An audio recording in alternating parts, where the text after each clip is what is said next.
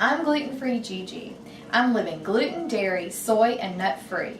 Don't give up the foods that you love just because of a food allergy. Let me show you how to eat what you love and feel great. Come on, get in the kitchen with me. Today we're making vegan chili.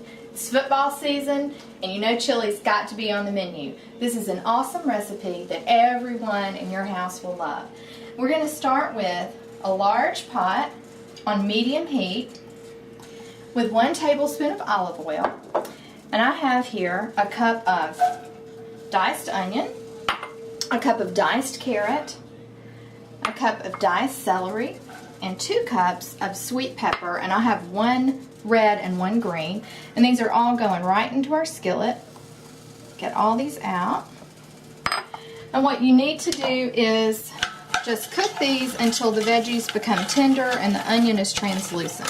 So we'll give these a few minutes on medium heat and add the rest of our ingredients after that. So it's been about 8 minutes. The onions are translucent and the other veggies are getting tender. And now it's time to add our garlic. So I have 3 cloves of finely minced garlic, and I'll add that. And we want to stir for 2 minutes and keep stirring because garlic will burn quickly.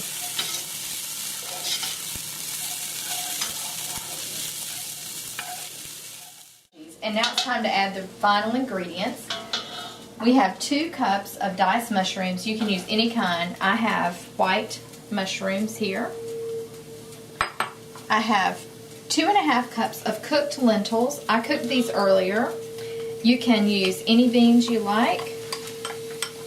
Today I'm using lentils and chickpeas or garbanzo beans. I'm using a can. I've drained these. These are no salt added. And stir these in. I'm using a can of organic diced tomatoes. Keep the liquid in there.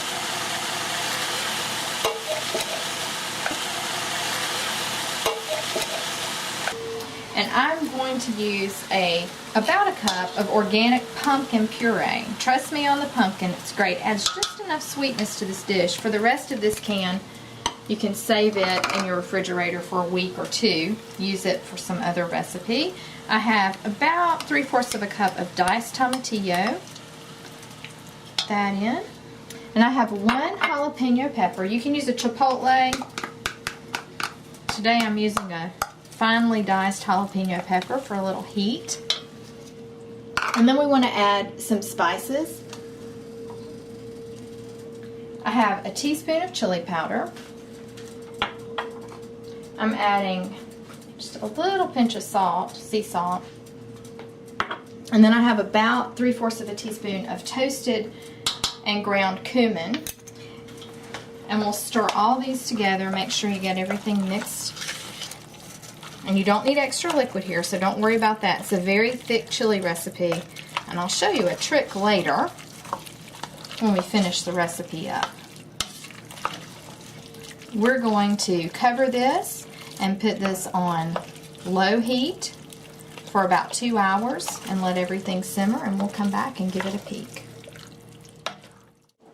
Our chili has been simmering for 2 hours on low heat, and now it's ready to serve. For a thicker chili, I like to take half of it, put it in the food processor, pulse it 6 or 7 times, and get a finer texture, and add it back to the pot. That's what I've done here.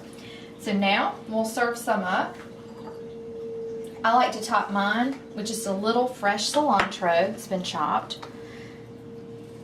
And I hope you've enjoyed this recipe.